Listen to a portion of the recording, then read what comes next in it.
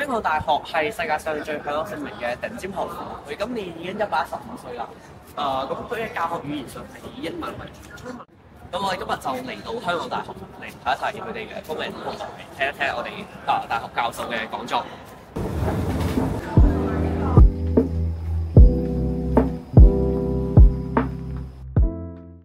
仲有創新嘅思維，同埋有呢個科技。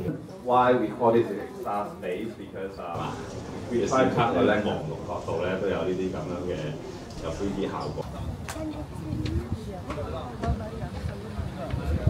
好快嚟到太平山。好睇㗎，又有模型㗎。喺呢個出面冇得知。我嚟到呢個海防博物館啊！阿伯，你知唔知道海防博物館喺邊啊？佢唔理我，好冇禮貌。係坦克啊！坦克是沒有後視鏡的。好，裏邊應該就係我哋嘅海防博物館喎。我哋入去睇下啦。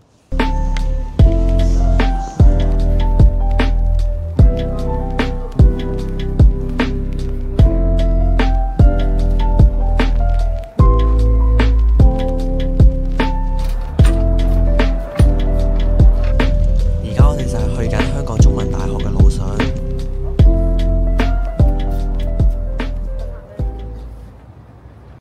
咁我哋最後一站就嚟到咗香港中文大學啦。咁香港中文大學就成立於1963年啦。作為亞洲嘅頂尖學府咧，佢係採用咗一個獨特嘅書院制嘅，由9間書院去共同培養學生嘅全人素養。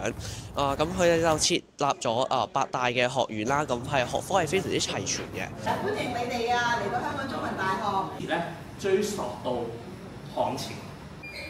啱啱我哋就喺樓上得到佢哋嘅款待啦，就帶我哋喺呢個工作坊入邊體驗咗點樣製作香囊嘅。咁入邊都放咗丁香、薄荷同埋藿香呢3種藥材啦。咁就可以平時放喺書台啊，掛喺屋企都有佢嘅功效嘅。好，咁後下一站叫牡蠣。牡蠣咧，呢個咧就係蠍子啦，好，咁我哋啱啱就參觀完中大嘅教學診所啦，咁都遇到一啲好平時喺澳門係好難見到或者冇乜機會可以見到嘅，例如喺一個中藥房入邊嘅百子櫃係咩樣啊，或者一啲中藥係點樣睇到，呢一啲都係好難得嘅機會啦。最後一站都完結啦，咁之後我哋就要登上回程嘅路啦。